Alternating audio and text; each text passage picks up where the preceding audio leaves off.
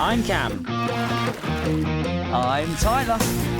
And I'm Aaron. We're then venturing out and about in our electric car. Across the length and breadth of the UK. No way. Exploring nature's amazing habitats. Just can't believe how many there are. Meeting wildlife heroes. And championing conservation projects. Wow, aren't you precious? To help make a difference. What? And you're coming too. With OZT Goes Wild in Britain.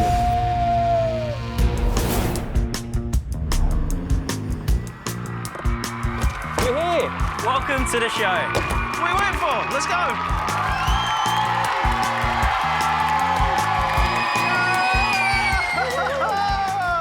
Hello, we are here in the OZT HQ with our OZT crew. Yeah! They're going to be helping us as we bring you a stellar cast of animals, including this lot. We meet the conservation superheroes that are helping to save the red squirrel. And we meet the UK's smallest bat species, the common pipistrelle. And did you know bears and wolves used to roam Britain? Well, they did, and I went to meet some. And later on, we're going to have our very own silent predator here at the HQ with us, the tawny owl. Nice. Now, who can tell me which habitat all of these animals belong to? Yes, that's right, our woodlands. Yeah, woodlands are awesome. And you know what? I've got so many woodland facts just stood up in my massive head that I can't wait to get out. OK, well, look, if you think you know that much about woodlands, why don't you tell us all about them? Sure thing, but in order to do that, we're going to have to go over to the OZT map! Let's go!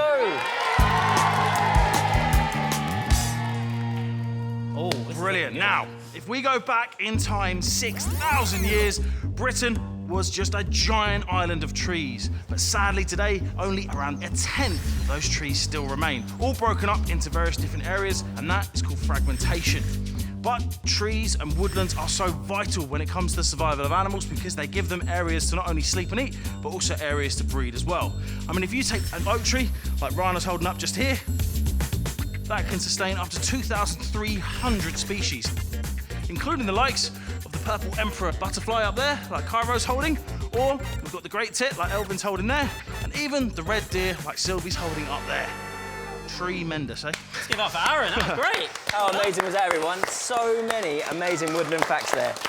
Woodland habitats are incredibly important, and it's down to us to protect them, as so many animals depend on them. Yes, and Cameron was on a mission recently, thank you very much, in our OZT electric car up to Scotland to meet one of our cutest forest dwellers, the red squirrel.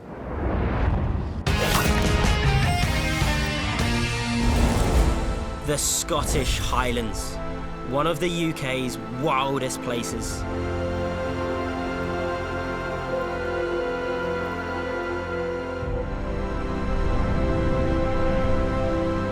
Hiding some of our most charismatic creatures.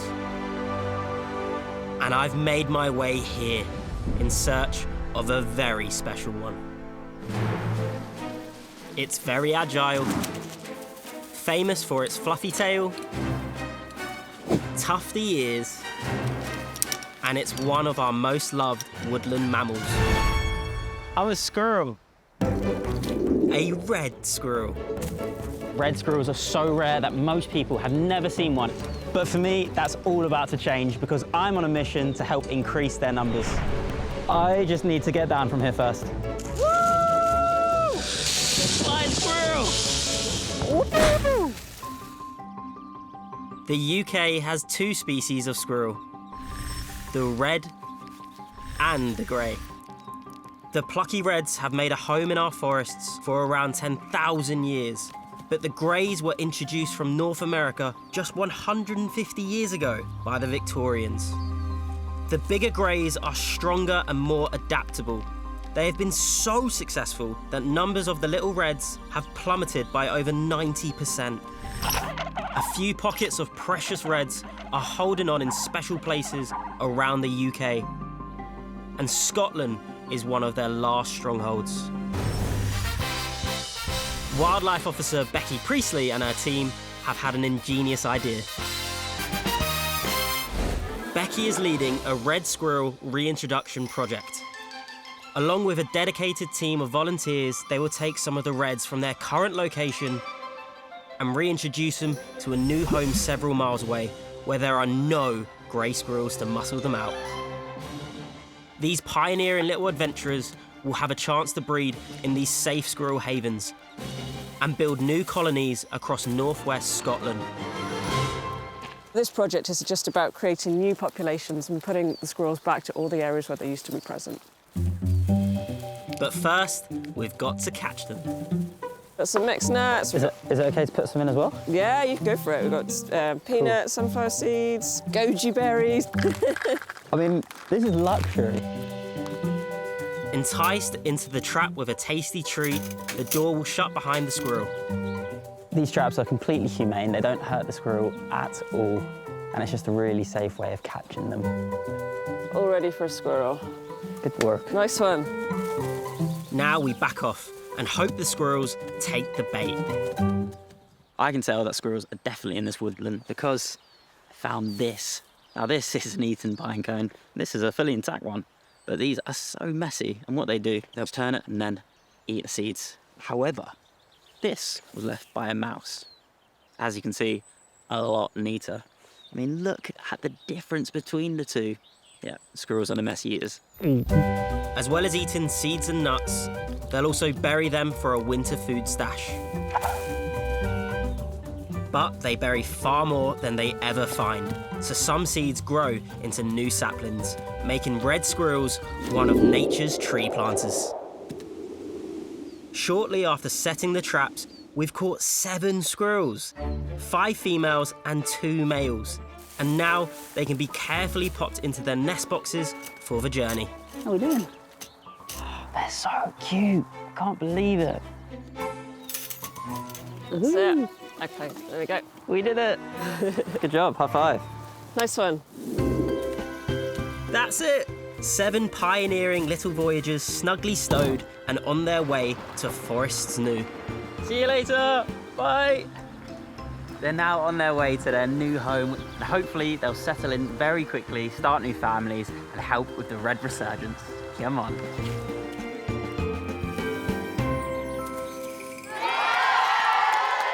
And the good news is that those squirrels have been released to a new home thanks to Becky and the team. They truly are conservation heroes. And Olivia, you love squirrels, don't you? Yeah, and I love red squirrels too. And that's a fact. Talking of which, take a look at this. Welcome to Fact or Fake, where I'm joined by one of Britain's silent predators, the tawny owl. Now, these are believed to be Britain's most common owl species, with as many as 50,000 pairs spread across the UK. However, it is believed that their numbers are declining due to climate change and habitat loss, which is why we need to protect them. Now, these are iconic nocturnal predators, and the way in which you can tell they're nocturnal is all down to the colour of their eyes. Tawny owls have got very dark eyes, which is usually a sign that owls come out at night. If owls have orange eyes, it means that they are crepuscular, which means they come out at dawn and dusk to hunt. And if they have yellow eyes, it means that they are diurnal, and they come out generally during the day. Now, what makes a tawny owl such a fantastic predator? Well, I hinted at it earlier, it's the fact they're silent flyers. Listen to this. Not a sound. Owls have silent flight, and it's all down to the way in which their wings and feathers are designed, so their prey literally can't hear them coming. All right, Ty, ready to do one more demonstration of silent flight? Did you guys hear anything? How incredible is that? You can imagine being a mouse or a rodent of some kind, going about your business, and a tawny owl coming out of nowhere. Another thing that you might be able to tell about these amazing birds is that their heads are constantly on the move. And this is because their eyes move in a very different way to us. Okay, now I need everyone, can you put your hands on your head for me? Now, without moving your head, I want you to look up, look down, and look side to side. Okay, now take your hands off your head. Now, the reason I got you guys to do that is because we as humans are able to move our eyes around, whereas an owl's eyes are fixed into their sockets. So they're not able to do that, hence why they have to move their head. Absolutely beautiful. But they also have exceptional hearing. Now, when it comes to their ears, does anyone here know where their ears might be located. Have a guess with your fingers on your head. We've got some up here, some down there. Amazingly, owls actually have one ear here and one ear down here. How's that? Pretty funky, eh? The reason for this, it's called offset hearing, and it means that they're able to listen to predators above and potential prey below. It's believed their hearing is so good, they can actually hear around 10 times better than we can. All right, now it's time for today's fact or fake. So let's see if we can get the tawny back over. All right, fact or fake? Owls can produce fur balls from their mouth. So, do you think this is a fact or fake? Have a guess. Right, let's see what everyone thinks. So, Dan, what do you reckon? Fake. Ooh, Jack? Fact. Okay, and Titus? Fake. Mixed responses down here. Cam, what are the OZT crew saying up there? Okay, so we have Percy with me, but he knows the answer, so I won't be asking him. But we have Kaya. What do you reckon, fact or fake? Fact. Lucas? Fact. Harley? Fake. Okay, back to you, Aaron. Well, I can in fact tell you that it's a fact. And to explain why, I'm going to hand over to our very own Professor Poo himself, Tyler.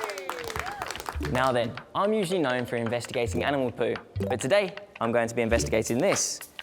Before I touch it, and before I explain what it is, I'm going to wear some gloves just to be safe. So this here is what Aaron referred to as the fur ball, also known as owl pellets. So, what is an owl pellet? Well, owls can't digest all of their food properly. The bits they can digest go through their digestive system and out the other end as poo. Whereas this is the bones and the fur and even feathers at times they can't digest, bound together, regurgitate and spit up, which is this, an owl pellet. Now, should we take a closer look? Yeah? Okay, so let's see what this owl here has been eating. Let's break into it. Oh, you see that right on the front here? That there? That is a little bone of a small mammal. How cool is that? Let's break into it even further now. Oh, it's quite a dry piece. And as I'm breaking it away, as you can see there, that is going to be some of the matted fur from mice or vole. What do you reckon, pretty cool? Yeah? And they'll even eat things like small birds, amphibians, young rabbits, insects at times, and when food's really scarce, even worms.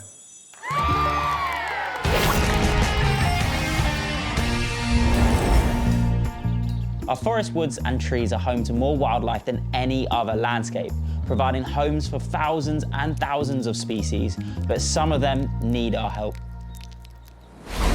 But it's safe to say that the UK is home to some amazing woodland animals. And talking of amazing animals, can you tell me what the largest land mammal in the country is? Well, we actually have a cutout of one right here, standing at 2 meters tall and 3 meters in length.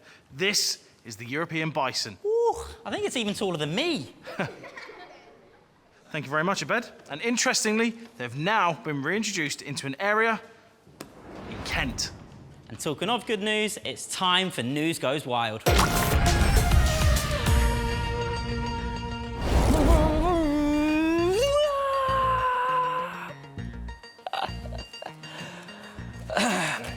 News just in.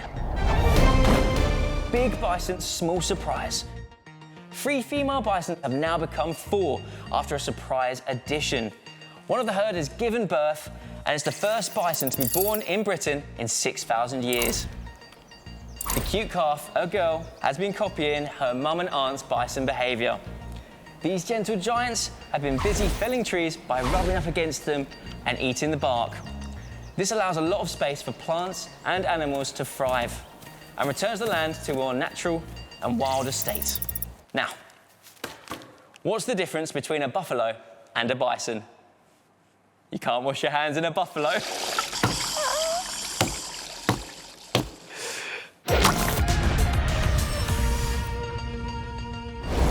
Right.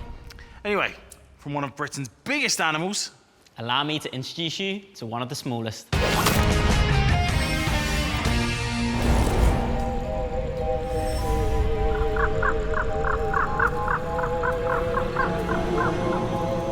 I'm in Oxford on a mission to find a nocturnal animal which gives some people the heebie-jeebies. It's, of course, the bat. Ooh! Now, I think bats are super cute. None more so than the tiny common pipistrelle, which can be found across Britain. These bats make their home in our woodlands, but sadly, the loss of this habitat has meant their numbers have dropped dramatically. However, their populations are now on the up, and I'm told this forest is a little pipistrelle paradise. So I've come to try and see some. But it won't be easy, so I'm teaming up with Dr. Kaylee Fawcett-Williams, bat detective. Kaylee monitors the bats in this wood, doing valuable surveys to keep an eye on their numbers. She knows all the places they like to hang out. Sometimes we might have like a hole going into a tree where there's a hollow that the bats can roost in. Okay. Sometimes it might be things like cracks in the tree or loose bark. We're looking for that little bit where you can get your little finger in. Bats sleep in the day, but not just in trees. This nearby house is full of nooks and crannies that perfectly mimic their forest hideaways.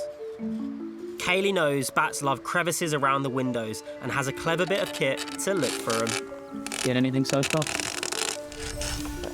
I can see your face. We found the bat. There we go.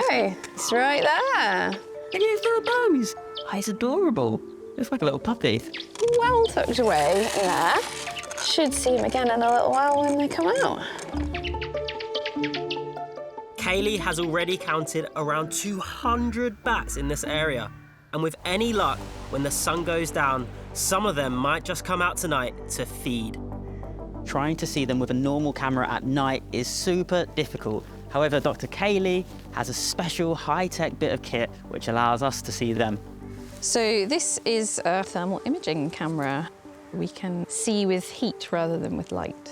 Why does it look so colourful? It looks like a rainbow. All the different colours are representing different temperatures. Can you see me?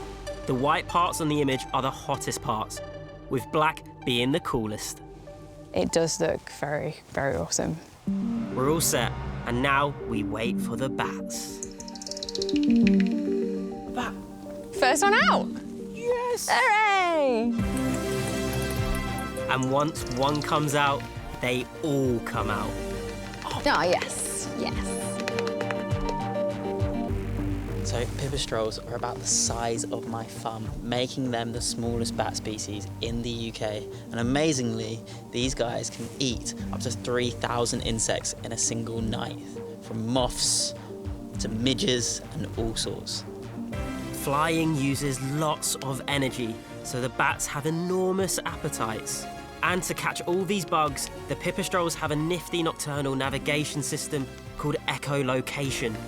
They make sounds which bounce off their surroundings, and by listening to the echoes, they can sense what's around them. They're just so fast. Yeah. With the help of this amazing tech, Dr. Kaylee can keep an eye on the bat colony here and make sure they are protected in the future. I can't believe how many bats we've seen. I mean, it's been so cool. They may be classed as one of the creepy creatures of Halloween, but there is nothing to be afraid of. In fact, they should be celebrated as this tiny and mighty little mammal. What an amazing technicolored, bat-tastic spectacle. I think it's time I got home to bed. If only I had echolocation.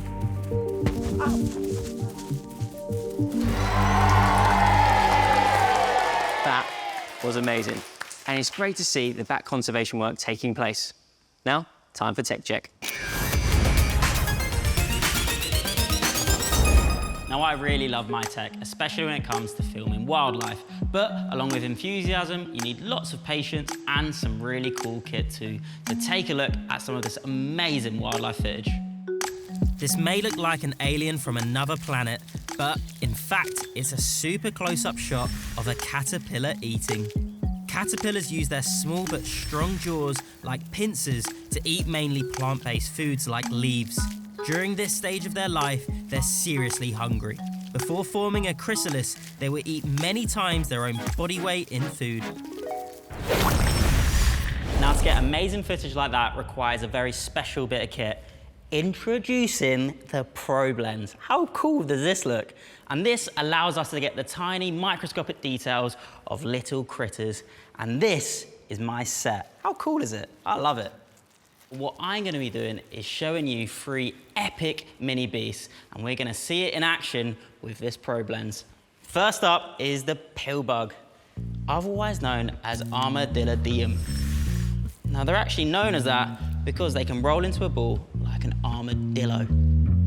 Pillbugs are not actually insects, they are crustaceans, so they're more closely related to crabs and shrimps than beetles and ants. Just look at the detail of their exoskeletons thanks to this ProBlends.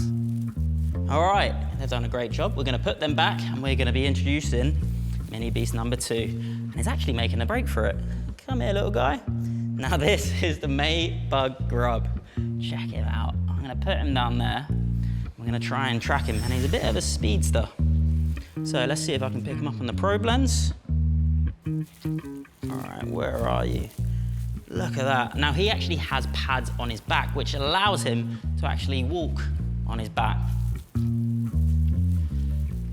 All right, I'm just gonna pop you back, little man. There we are. Good job, little buddy. Now I'm gonna get out my 3rd mini beast. This is the churchyard beetle. Now, mini beasts are really important because they're a great food source for many animals. If their population changes, then other animals' populations may increase or decrease. I put that under the ProBlends. Check him out, he's wicked. Look at that. And you have his antennae there, and this is a great and useful tool for them to navigate and feel their way through their environment. All right, I'm just gonna put you back. Now that's what I've been doing with my camera. Now it's time to see what you've been doing with yours in the OZT gallery.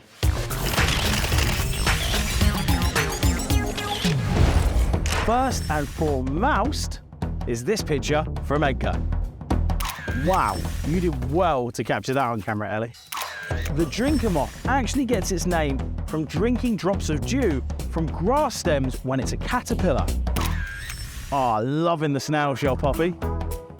Despite their cute appearance, robins are aggressively territorial and are quick to drive away intruders.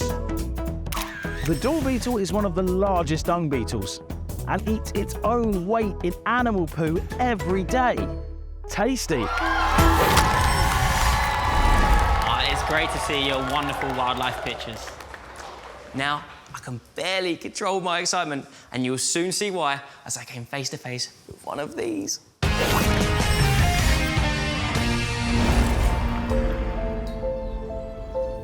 I'm on my way to a very special woodland on the outskirts of Bristol. To a place that's turned back time. A sanctuary full of incredible animals. Deadly predators that used to roam our forests over 10,000 years ago. This is the Wild Place Project. A place where they have brought these legendary animals back from a bygone era so they can roam almost wild together in a huge ancient woodland. And I'm on an adventure through the canopy to see them for myself.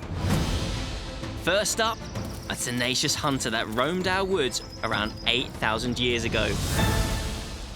These guys are wolverines. They look a bit like small bears, but they're actually the largest members of the weasel family. They're really cool animals though, really inquisitive and always on the move. Next on my journey, Lynx. A secretive cat with ultra-sensitive hearing that moves its ears like satellite dishes to pick up the sound of its prey. They roamed our forests until around 1,300 years ago. The lynx just here, we've got the mum bird kittens. It's really sweet, they're just having a nice little relax. But it wasn't just wolverines and wildcats hunting among the trees. As recently as 300 years ago, packs of wolves lived beneath our leafy branches too. Wolves are often portrayed as the bad guys, like the big bad wolf. But really, they're actually quite timid and more scared of us than we are of them. Did you know wolves are ridiculously fast? They can run up to 38 miles per hour in short bursts. But what they're really known for is their stamina. They can roam up to 45 miles in a single day. There's just one stop left on my time-hopping, wildlife spotting adventure. And I've saved the best till last. I've been told if I venture a bit deeper into the woods today, I'm sure to be in for a big surprise. But this is no teddy bear's picnic. Check them out. These are Eurasian brown bears, one of the largest living predators. They grow to more than 2 meters in length, weigh the same as 4 adults, and can live up to 30 years old.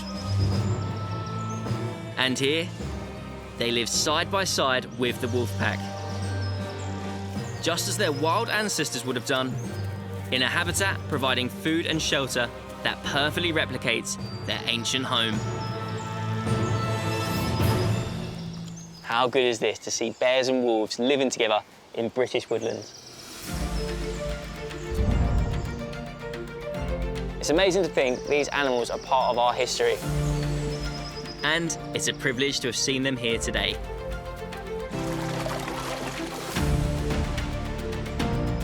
Thanks to the hard work of the amazing team at this impressive reserve, the past has literally been brought back to life.